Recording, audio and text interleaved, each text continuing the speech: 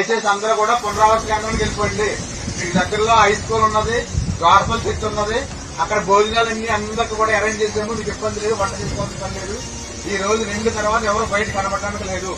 కనబడ్డారంటే మాత్రం చాలా బీభత్సం ఉంటుంది. గాలి వల్ల మీకు ప్రాణ నష్టం కలగకూడదు, మీకు ఎవరికి దెబ్బలు తగలకూడదనే ఉద్దేశంతో ప్రభుత్వం ఏర్పాట్లన్నీ చేసింది. దయచేసి మీరు అందరూ గమనించి మీకు అందరికి ఆటోలు కూడా అరేంజ్ చేయడం జరిగింది. ఆ ఆటోల మీద దయచేసి మీరు పునరావాస కేంద్రాలకు వెళ్ళిపోండి. మీకు భోజనాలు ఏర్పాటు అన్ని చేస్తాం. ఈ రోజు మధ్యాహ్నం నుంచి ఉదయం వరకు కూడా అందరూ పునరావాస కేంద్రంలో ఉండాలి. ముఖ్యంగా పిల్లలు, ఆడవాళ్లు మీకు ఇమీడియట్ గా బయలుదేరాలి. అందరూ కూడా మీకు అసలు పెంకిటీలు ఉండదు చెప్తున్నారు. తాళం వేసుకుని వెళ్ళిపోండి. ఇదిగో ఈ రేకుల షెడ్ అసలు ఉండదు. మీకు పునరావాస కేంద్రం, హై స్కూల్, గాస్పల్ చర్చి ఏర్పాటు చేశాం. దయచేసి అందరూ అక్కడికి వెళ్ళిపోండి. 2 తర్వాత పరిస్థితి మన చేతుల్లో ఉండదు. చాలా విపరీతంగా ఈ మంతా తుఫాన్ వస్తుంది.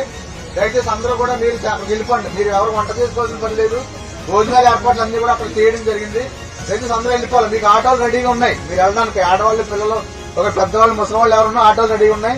ఆటో ఏళ్ళు తీసుకెళ్తాం. 2 తొందరగా. 2 తర్వాత అసలు ఇక్కడ ఎవరు రోడ్ల మీద తిరగడానికి లేదు. ఇది జిల్లా కలెక్టర్ గారు, అలాగే మన సీఎం గారు, డిప్యూటీ సీఎం గారు ఆదేశాలు. ఎవరిది ఇల్లే ఉంది. ఇది అసలు ఉన్నది ఎవరి